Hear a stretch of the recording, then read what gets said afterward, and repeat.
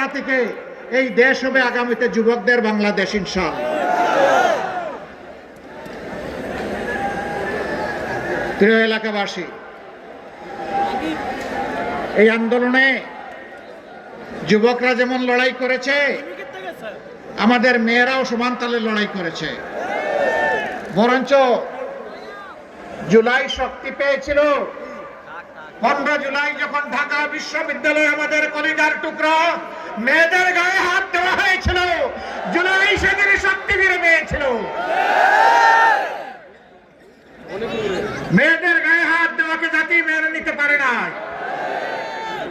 মুগর বাহিনী, হাতুড়ি বাহিনী, লাঠিয়াল বাহিনী সব কিছুকে যুবক যুবতীরা ব্যক্ত করে দিয়েছে। এখন সেই একই প্রবণতা দেখতে পাচ্ছি। এক সময় যারা মজলুম ছিলেন তারা কেন জালিমের ভূমিতে অবতীর্ণ হবেন আমরা বুঝতে পারি না। জায়গায় জায়গায় বিভিন্ন জায়গায় মাদেরকে ডিস্টার্ব করা হচ্ছে। তারা এদেশের নাগরিক, তাদের অধিকার আছে ভোট চাওয়ার, তাদের অধিকার আছে তাদের আদর্শ নিয়ে ভোটারদের কাছে যাওয়ার। আপনি আপনার আদর্শ নিয়ে যান, আপনি চান, আমরা বাধা দেব না। আপনারা একদিকে বলছেন মায়েদের হাতে আপনারা দিবেন ফ্যামিলি কার্ড, আর একদিকে সেই মায়ের গায়েই দিচ্ছেন আপনারা হাত। আপনারা মাদেরকে কিভাবে দেখবেন এখনই বোঝা যাচ্ছে। মর্নিং শোজ দ্য ডে, সকালের সূর্য দেখে বোঝা যায় সারাদিন কেমন যাবে।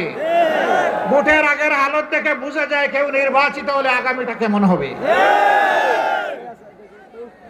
মনে রাখবেন, সেদিন যেমন ঢাকা বিশ্ববিদ্যালয়ের আমাদের মেয়েদের গায়ে হাত দেওয়াকে জাতি ক্ষমা করে নাই, গর্জে উঠেছিল, ফুঁসে উঠেছিল। আজকেও মেয়েদের গায়ে হাত দিচ্ছেন, নিজেদের কবর রচনা করবেন। আমরা অনুরোধ করব,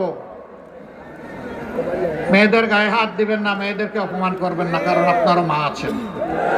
আপনার মাকে সম্মান করুন, তাহলে আপনি সারা দেশের মাদেরকে সম্মান করতে পারবেন। আর যে নিজের মাকে সম্মান করতে জানে না, এদেশের একজন নারীও তার কাছ থেকে সম্মান আশা করে না। আপনারা দেখেছেন মাথা গরম হওয়ার কারণ আছে।